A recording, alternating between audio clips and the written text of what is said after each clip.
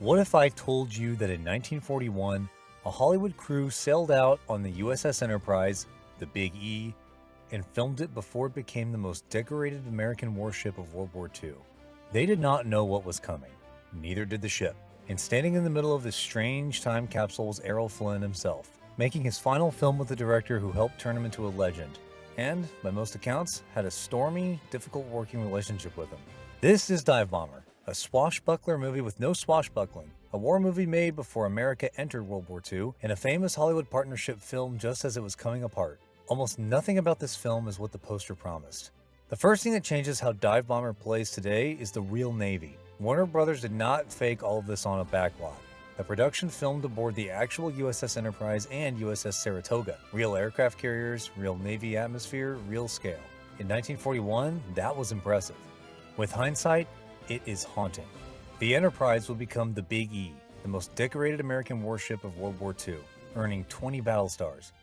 So when Dive Bomber shows her before Pearl Harbor, the movie briefly stops being just entertainment. It becomes a glimpse of history before history knew its own name, and the crew did not have long to capture it. According to production accounts noted by the American Film Institute, the filmmakers reportedly had only 3 days aboard the Enterprise. 3 days to capture carrier activity, aircraft movement, military atmosphere, and all that gleaming Technicolor spectacle. The finished movie looks smooth and confident, but behind that polish were tight schedules, military limits, and enormous pressure. They had one brief chance to capture something historic, and they made it count. The timing makes the footage even stranger. Dive Bomber was released in August 1941, just months before Pearl Harbor. American audiences were watching Navy pride, aircraft carriers, flight crews, and national defense energy while the U.S. was still officially at peace. Modern viewers know what the audience in 1941 did not. Pearl Harbor is only months away. That is the time capsule charge hanging over the entire film. It looks like a wartime movie, but it is really a pre-war American movie standing on the edge of history. So how did Warner Brothers get this kind of access? The Navy cooperated, but it was not simply handing over the keys. The American Film Institute notes that the production used locations and footage connected to Pensacola, Honolulu, San Diego, and other naval settings. But cooperation came with oversight. Warner Brothers sent stills and publicity material to naval officials for approval. The Navy was not just lending planes and locations. It was protecting its image. So Dive Bomber is entertainment, yes, but it is also image-making, with a military eye watching from the wings. And that image-making did not stop at the theater. According to the American Film Institute, the Navy and Warner Brothers used displays of new Douglas dive bombers in major cities, along with recruiting booths promoting Navy enlistment. By the time those Douglas dive bombers sat next to recruiting booths on city streets, the film had quietly become a recruiting tool itself. And where there is Michael Curtiz, there is usually friction.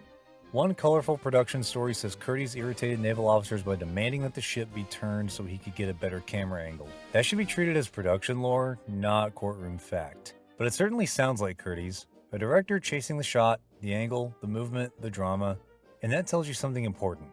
Curtiz was not only difficult with the Navy. He was difficult with the one star who needed him most. Dive Bomber was the last movie Errol Flynn ever made with Michael Curtiz. And that matters because Curtiz did not just direct Flynn. He helped create him. Together, Flynn and Curtiz made 12 films. Their run began with Flynn's tiny early appearance in The Case of the Curious Bride and grew into one of Warner Brothers' defining star-director collaborations. They made Captain Blood, The Adventures of Robin Hood, Dodge City, The Seahawk, Santa Fe Trail, and finally, they made Dive Bomber. But this was not a cozy partnership. By most accounts, Flynn and Curtiz did not especially like each other. Curtiz was demanding, intense, and famously hard driving. Flynn had charm, wit, and star power, but he did not enjoy being pushed around. They were not best friends. They were a brilliant but stormy creative team. And Dive Bomber was their final flight together. So which was it? Did they make great films because they clicked, or because they could not stand each other? Maybe the answer is both. Flynn may have resented Curtiz's intensity. Curtiz may have been hard on him, but Curtiz also shaped the screen image that made Flynn unforgettable. The pirate, the outlaw hero, the cavalier, the man of action. Flynn gave Curtiz charisma, danger, humor, and elegance. Curtiz gave Flynn scale, structure, and visual momentum. They may have clashed off camera, but on camera they created some of the most vivid adventure films Warner Brothers ever made. That is what gives Dive Bomber its emotional shadow. We are not just watching another Errol Flynn vehicle. We are watching the last chapter of the partnership that helped define his stardom. And here's the strange part. This final chapter almost belonged to someone else. According to the American Film Institute, Warner Brothers originally considered Dive Bomber as a project for James Cagney, George Brent, and Ronald Reagan, with Lloyd Bacon directing. Imagine that version. Cagney's nervous electricity, Reagan's clean-cut military earnestness, George Brent's steady Warner Brothers dignity. That movie might have been fascinating, but it would not have carried the same ghost. The version we got belongs to Flynn, Fred MacMurray, Ralph Bellamy, Alexis Smith, and Michael Curtiz, which means it becomes more than a Navy spectacle. It becomes the last Flynn Curtiz movie, and the story that had roots deeper than Hollywood glamour. Its story credit is connected to Frank Spig Widd, a real naval aviation figure who understood the romance of flight, the risk of progress, and the way pilots lived with danger. So the film had real Navy access, a real aviation background, and one of Hollywood's great star director teams, but the movie they made had a twist in plain sight. Flynn is not even the hero you came for. With a title like Dive Bomber, you might expect Errol Flynn to play the daring aviator, the man in the cockpit, diving through clouds with a grin. But the movie does something more surprising. Flynn plays Dr. Doug Lee, a Navy surgeon trying to understand why pilots black out during dangerous flight maneuvers. His battle is not against pirates, outlaws, or enemy soldiers. His battle is against altitude, pressure, fatigue, and the limits of the human body. For a star famous for action, that is a fascinating turn. And that is the real subject of Dive Bomber. The title sells the planes, but the heart of the film is aviation medicine. The movie is dedicated to flight surgeons, and it treats their work as heroic. This is a film about pilots, yes, but it is also about the doctors trying to keep those pilots alive. And this was not just movie science. Aviation medicine was becoming essential to modern warfare. The faster and higher aircraft flew, the more military planners had to understand oxygen, pressure, blackout, and the physical limits of pilots. So the question behind the movie is not just, can these men fly?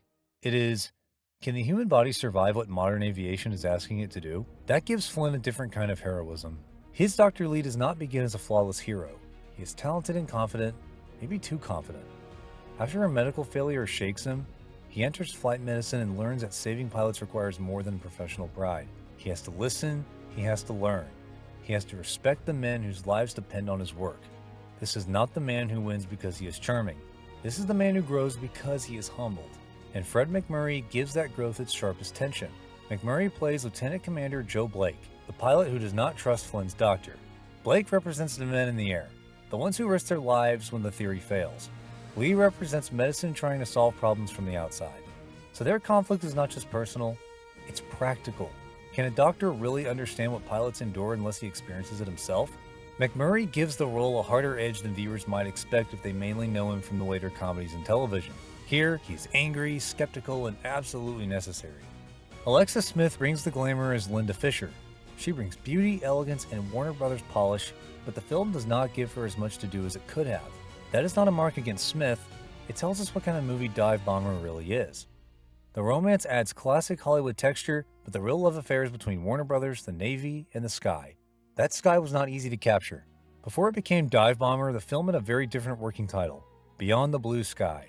That title sounds poetic, softer, dreamier, more romantic, but Warner Brothers chose the punchier title. Dive Bomber sounds fast, dangerous, and modern. It promises aircraft, danger, speed, and military spectacle. A title like Beyond the Blue Sky sounds like aviation is wonder. Dive Bomber sounds like aviation is national defense. And that is the movie Warner Brothers wanted audiences to feel. For many viewers today, the real star of the film is the color photography. The skies glow, the planes shine, the white Navy uniforms seem almost impossibly crisp. Instead of Robin Hood's Green Forest or Captain Blood's pirate ships, Flynn is surrounded by blue skies, silver aircraft, and sunlit flight decks. It takes the color glamour of a Flynn adventure and sends it into the air. But shooting aerial Technicolor was extremely difficult. Technicolor cameras were large, heavy, and complicated. Getting that equipment into the air was not simple. The production had to solve a very practical question. How do you make a giant color camera fly? According to production records, special camera mounts were designed for the film, with Byron Haskin involved in solving those technical problems. And the camera planes were not just observing from a safe distance. To get the footage, they had to dive alongside the squadron, turning the photography itself into a kind of aerial stunt. Golden Age spectacle was not just stars and costumes, it was engineers, camera crews, pilots, technicians, and problem solvers. And the work was noticed. The film's color photography received an Academy Award nomination. That tells us how much the movie's visual achievement mattered in its own time. Even if parts of the drama feel old-fashioned now, The aviation footage, Navy settings, and Technicolor scale made dive bombers stand out as a major Warner Brothers production. Not a minor Flynn entry, not a throwaway military programmer, a film built from Navy access, technical risk, studio ambition, and the strange beauty of a pre-war sky. But the real emotional shadow of Dive Bomber is still that final collaboration. By 1941, Flynn and Curtiz had already created Captain Blood, The Adventures of Robin Hood, Dodge City, The Seahawk, and Santa Fe Trail, and then, instead of ending with a sword fight, they ended with aviation medicine, Navy spectacle, and a sky America would soon see very differently. Flynn and Curtiz may not have liked each other very much, but together, they helped make movie history. And Dive Bomber is the last time that particular lightning appeared on screen. So what is Dive Bomber in the end? It is Flynn at a turning point, Curtiz directing him one final time, real carriers, real Navy cooperation, Technicolor skies, and aviation medicine no one expected from a movie called Dive Bomber. It is a swashbuckler with no sword, a war movie before America's war, a final collaboration disguised as a Navy spectacle. The pacing is slower than we are used to, the romance is lighter than the flying, but that does not make the movie less fascinating. That is the point. Dive Bomber is a glossy Warner Brothers vision of courage, science, military preparation, and old Hollywood craft, captured with a camera pointed at a Navy that had no idea what December would bring. It is not just a movie, it is the last clear photograph of a world about to change forever. So tell me, does Dive Bomber deserve a bigger place in Flynn's career, or will the swashbucklers always win? Drop it in the comments. And if you love it when old Hollywood glamour collides with real history, subscribe to Flashback Rewind and tell me which Flynn film we should revisit next.